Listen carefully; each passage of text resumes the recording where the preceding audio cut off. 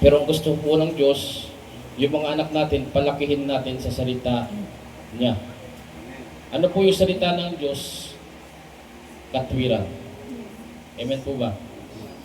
Amen po. Amen. Kapag ituturo natin yan sa ating mga anak, lalaki po yan na matino.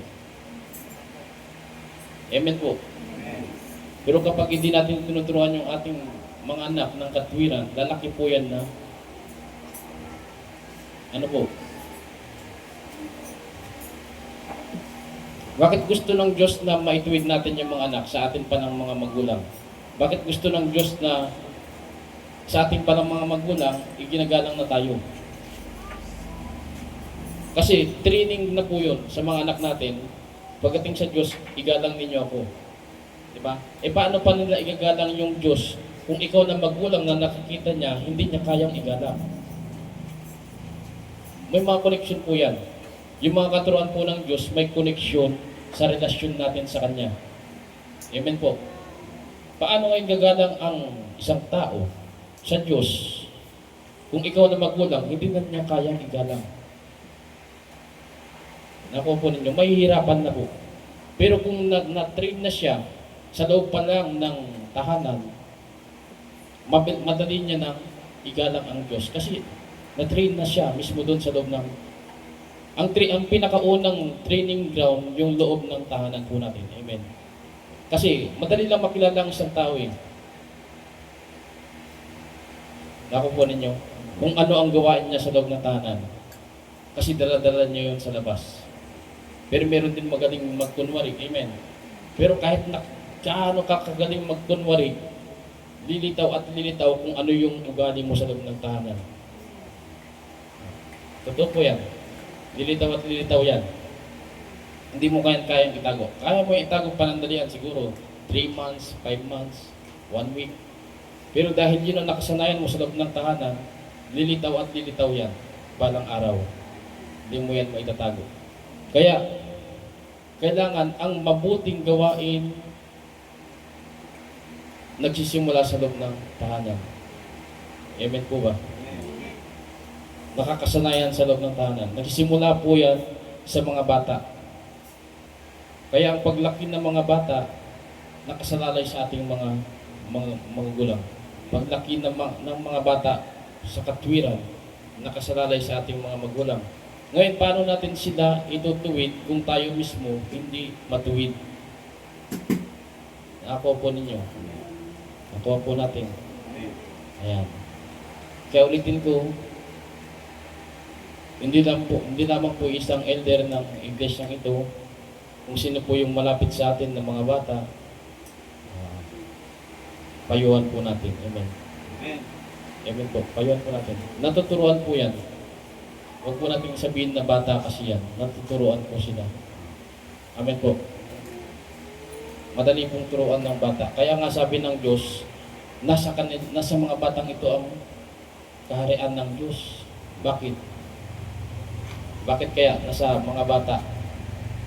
Kasi ang mga bata, madali po silang turuan. Amen po. Hindi katulad ng mga matanda, pag tinuruan mo yan, baka susuwagin ka pa niyan. Kaya huwag natin sayangin na ang mga batang yan na madaling turuan, inahayaan natin lumaki na hindi naturuan. Kasi ang chance natin na maturuan sila habang bata pa. Kung ano yung naituro natin sa kanila nung bata sila, dala-dala nila yun hanggang paglaki. Amen po. Isa na po yung pagtuturo natin na makilala nila ang Diyos. Amen po ba? Kaya nga, maririnig natin sa mga matanda, ito yung kinalakihan ko eh. Ito yung itinuro sa akin ng magulang ko eh. Di ba? Ang hirap pasagin. Ngayon, kung ganun ang nangyari sa kanila, ganun din ang gawin natin. Imulat natin sila sa salita ng Diyos. Amen. Nakuha po yung punto. Amen. Imulat natin sila sa salita ng Diyos. Para paglaki nila, ito yung itinuro ng magulang ko. John 3:16. Ito yung itinuro ng magulang ko. John 3:3. John 3:5. Nakuha po ninyo? Laging may kapaligtaran. Kung sa kanila ganoon, ito na lang pumulatan ko. O di ganoon din tayo. Habang bata pa, John 3:16, John 3:5, John 3:3. John 8:12.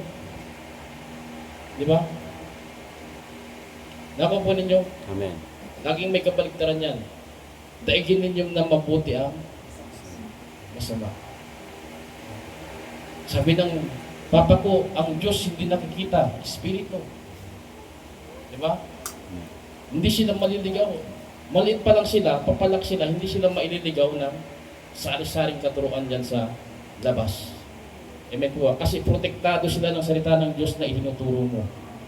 Amen po ba? Okay. Ayan na si nanay.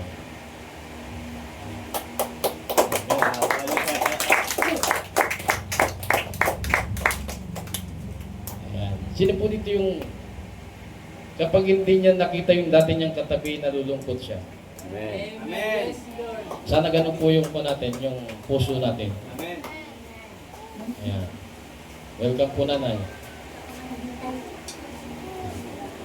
Merong kumikilos sa totoo lang po nitong mga nakarang araw, kumikilos po si Satanas. Amen po. Amen. Pero magdeklara po tayo na lahat ng tao na nakikilos sa Satanas, we decree and declare sa pangalan ng Panginoong Yeshua, sila ay makakabalik. Amen po ba? Amen. Laging Amen. ganyan lang po. Maaring magtagumpay siya ngayon, pero talunan pa rin siya sa hinaharap. Amen po ba? Si Pia, kapatid natin, sa pananampalataya, kinuha na po siya ng kanyang ama, biological father. Hindi po natin alam kung anong dahilan. Baka nadala din ng mga chismis ng kanyang mga barkada dyan sa labas. Kunin mo yung anak mo kasi nandyan sa kulto. Pero sa panahon na kasama natin si Pia, nataniman po natin siya ng salita ng Diyos. Amen po ba? Darating ang panahon, babalik po siya. Yan po nakikita ko sa inyo, babalik po siya. Yun ang mga tunay kong kapatid. Amen. Tunay kong ama, ina. Amen. Yan po ang sabi ni Kristo. Ang tunay kong ama, ina, kapatid, ay ang mga taong sumusunod sa kalooban ng aking Diyos. Amen. Amen po ba? Amen. Maring mawala ka ngayon dito, pero hihipuin ng Diyos yung puso mo sa hinaharap. Doon ko pa rin naramdaman ang tunay na pamilya. Amen. Amen po. Amen. Mamalayin mo, pagbalik ni Pia, milyonarya na. Pastor, may daladalang susi. Pastor, Amen. di ba? Amen. Wag nating tingnan ng sitwasyon sa negatibo. Lagi nating tingnan ng isang sitwasyon sa positibo. Amen po ba? Be positive thinker. Amen po. Okay. Bakit po tayo nagpupuri sa Diyos? Tinubos tayo ni Kristo. Dahil tinubos tayo ni Kristo. Hindi po tayo nagpupuri para maligtas. Nagpupuri tayo kasi naligtas tayo. Amen. Amen po ba? At ngayon, yung itsura na naligtas, masaya. Amen. Yung palakpak na niligtas, malakas. Amen. Yung sayaw ng niligtas, alive. Amen. Panoorin po ni si Pastor Roger. Amen. Di ba? Yan yung tinatawag na worship David dance. Amen po ba? Hindi natin iniisip kung parang baliw tayo. Amen po ba? David worship. Amen po. Amen. Yung pag edukado ka kasing tao, minsan makakahiya. Ano kayang itsura ko? Parang awkward, ganyan.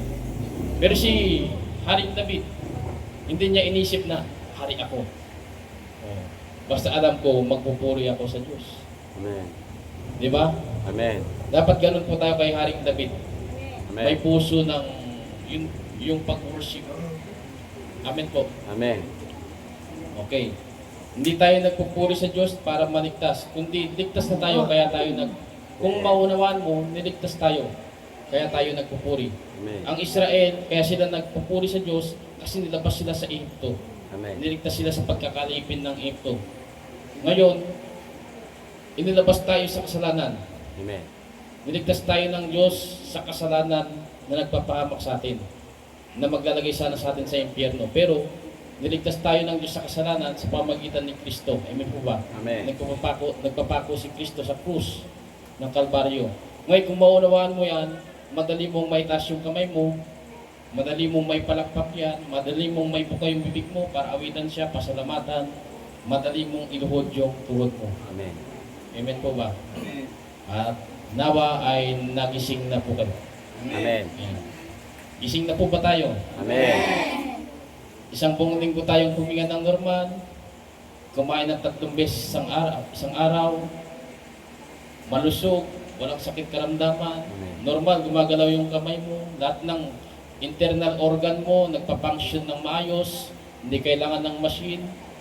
Yan po yung mga kailangan natin ipagpasalamat sa Diyos sa pamagitan ng pagpupuri at pagsamba. Amen. Kaya nawa, wag po nating tipirin ng ating Diyos. Amen. Amen po ba? Ang iglesyang ito, kailangan malesin natin yung may sakit karamdaman. Ang solusyon, dapat marunong ka magpasalamat sa Amen. kalusugan mo. Amen. Amen po. Amen. Tayo po magsimula.